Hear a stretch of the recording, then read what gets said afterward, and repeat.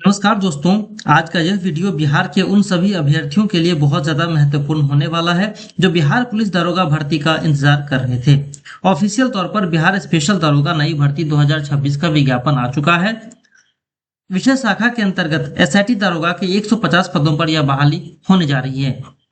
इस परीक्षा की सबसे महत्वपूर्ण बात यह है कि इसमें आपको कोई दौर नहीं लगाना है, यानी कि बिना दौर की ये वैकेंसी है। सिलेक्शन पूरी तरह से आपकी लिखित परीक्षा रिटन एग्जाम के ऊपर डिपेंड करेगा। आज हम इस वीडियो में बात करेंगे कि इसका नया एग्जाम पैटर्न क्या है, कौन कौन से विषय पूछे जाएंगे और कम समय में तैयारी की सबसे सटीक और बेस्ट स्ट्रेटेजी क्या होनी चाहिए। फ्रेंड्स, इस वीडियो को कंप्लीट देखेंगे तो आपकी परीक्षा की तैयारी के लिए एक नई दिशा रणनीति के साथ आपको मिलेगी। आइए स्टार्ट करते हैं।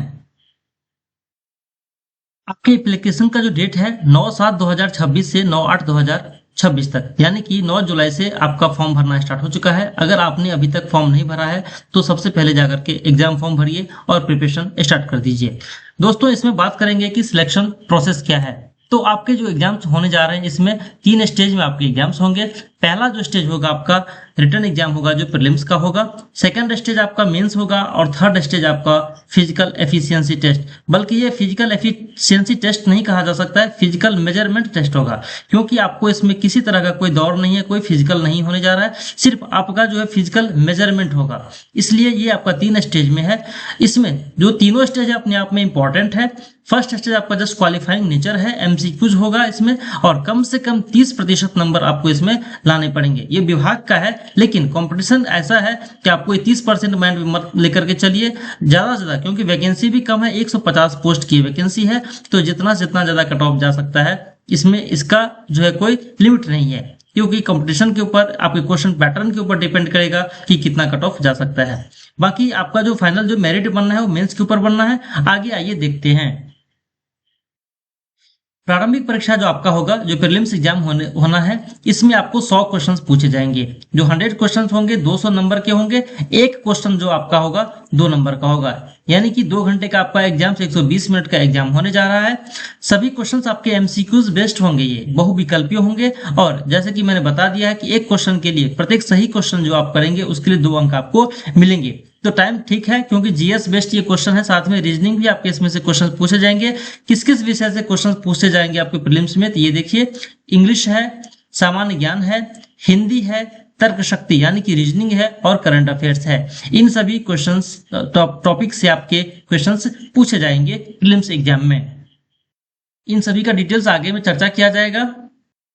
अब आपको जो स्क्रीनिंग होगी मेंस एग्जाम के लिए जो आपकी होनी है, 10 गुना अभ्यर्थी को मेंस एग्जाम के लिए बुलाया जाएगा, यानी कि एक पोस्ट के लिए 10 गुना अभ्यर्थी। टोटल 150 पोस्ट इसमें है, तो 150 का 10 गुना यानी कि 1500 स्टूडेंट्स को आपको मेंस एग्जाम्स के लिए बुलाया जाएगा, जो प्रीलिम्स में क्वालिफाई करेंगे, शॉर्टलिस्ट होंगे। तो मुख्य परीक्षा के लिए चुने जाएंगे कितने बच्चे, तो लगभग 1500 मान के चलें कि इसमें होगा।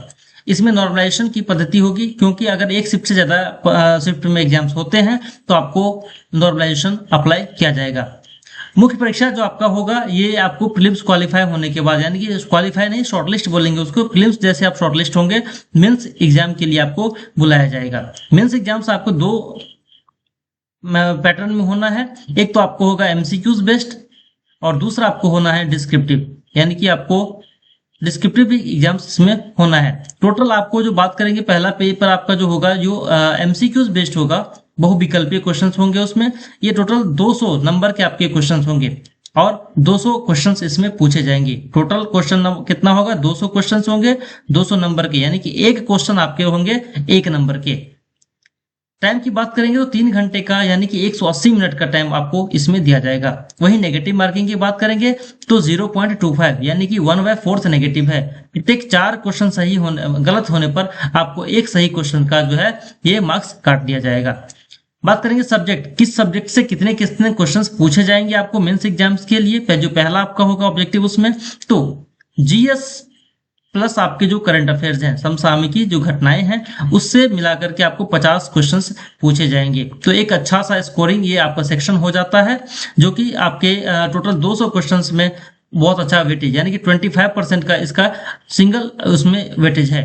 वहीं बात करेंगे गणित की, यानी कि मैथ्स की और क्वांटिटेटिव एप्टीट्यूड, गणित से क्वेश्चन जो आपको होंगे वो 40 क्वेश्चन पूछे जाएंगे। तार्किक एवं विश्लेषणात्मक योग्यता यानी कि आपकी जो रीजनिंग, ये रीजनिंग से जो आपको क्वेश्चंस होंगे वो 40 क्वेश्चंस, गणित से भी 40 क्वेश्चंस, रीजनिंग से भी 40 क्वेश्चंस।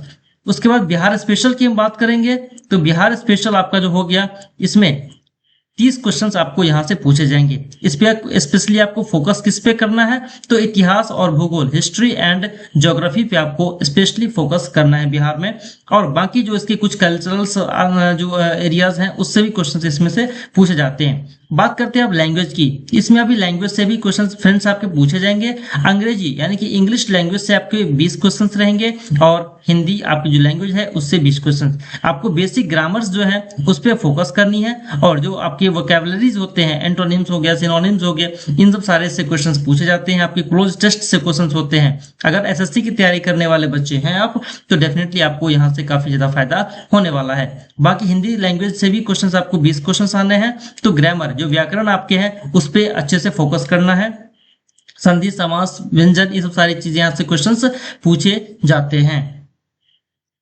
वही बात करते हैं मेंस की आप सेकंड पेपर पे। तो सेकंड पेपर जो आपको होना है डिस्क्रिप्टिव टाइप का पेपर आपका होना है, जिसमें कुल आपको 50 नंबर के यानी कि 50 संख्या क्वेश्चंस होंगे। आपको 1 घंटे का टाइम इसमें दिया जाएगा और ये आपको विषयनिष्ठ क्वेश्चंस होंगे, यानी कि आपको लिखना पड़ेगा। इसमें क्या क्या चीज से क्वेश्चंस आएगा, तो हिंदी निबंध, हिंदी एसएस से आपके 15 नंबर के क्वेश्चन आएंगे। 15 मार्क्स से इसमें समसामयिकी मुद्दों से संबंधित हो सकते हैं, बिहार से स्पेशली हो सकते हैं।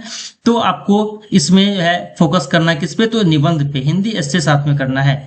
वहीं बात करते हैं अंग्रेजी निबंध यानी कि इंग्लिश ऐसे भी आपको पूछे जाएंगे, वो भी 15 नंबर के होंगे। उसके बाद अंग्रेजी संक्षेपण, इंग्लिश प्रेसेस जो होते हैं, प्रेसेस राइटिंग जो होती है जनरली 1/3 में आपको उसमें कंक्लूजन निकालना होता है आंसर के साथ में। तो आपको ये क्वेश्चन आपको 10 नंबर से पूछे जाएंगे।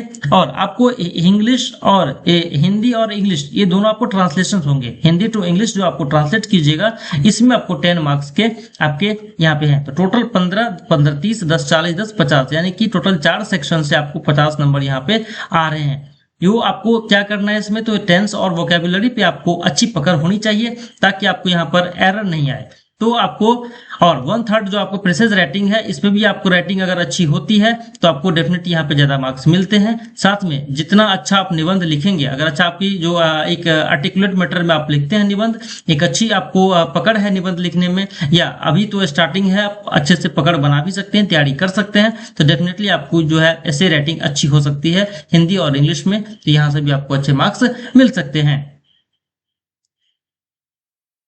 अब दोस्तों बात करेंगे मेरिट, मेरिट कैसे आपका डिसाइड होगा और ट्राई ब्रेकर नियम क्या है ये। तो मेरिट अब जो आपको बनना है, ये डेफिनेटली आपको पता चल गया है कि मेंस के एग्जाम के बेस पर, जो आपको मेंस एग्जाम होगा उसमें जो आपको मार्क्स गेन होंगे उसी के आधार पर आपको जो मेरिट डिसाइड होगा। आपको मेंस में पता है 0.25 की नेगेटिव मार्किंग भी है, तो उसको आपको ध्यान में रखते हुए प्रिपरेशन करनी है। Maximum to maximum correct question पे ध्यान देना है। बात करेंगे तो आपका जो इसमें मेरिट बनेगा वो मेंस के एग्जाम पर बनेगा। और इसमें जो आपके उसके अलावा जो अगर मान लीजिए सेम मार्क्स आते हैं, उसका जो अपना कंडीशन है, तो मुख्य परीक्षा के अंक, अंतिम मेधा सूची आपको केवल मुख्य परीक्षा के मार्क्स पर बनेगी। जन्म तिथि, अगर आपको अंक समान होते हैं तो उसमें जो बड़े अभ्यर्थी होंगे उसको पहला जो प्रेफरेंस है उसको दिया जाएगा, उनको चुना जाएगा। शैक्षणिक, उसके बाद सेकंड जो प्रायोरिटी बनता है वो आपका शैक्षणिक योग्यता होता है। अगर उम्र में भी अगर समानता हो जाता है तो जो जिसका क्वालिफिकेशन जिस स्टूडेंट्स का ज्यादा होगा उसको समानता इसमें बढ़ियता देते हुए उसको शॉर्टलिस्ट किया जाएगा।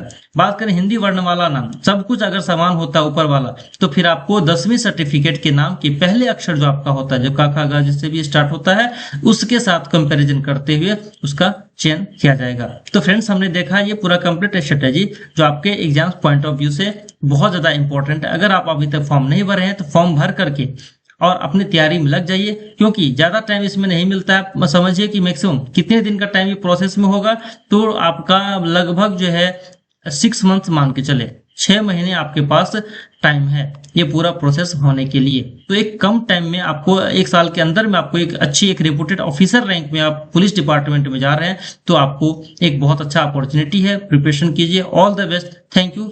अगर वीडियो को आपको पसंद आया हो, चैनल पे बने रह सकते हैं आगे के अपडेट्स के लिए। तब तक के लिए थैंक यू। जय हिंद, जय भारत।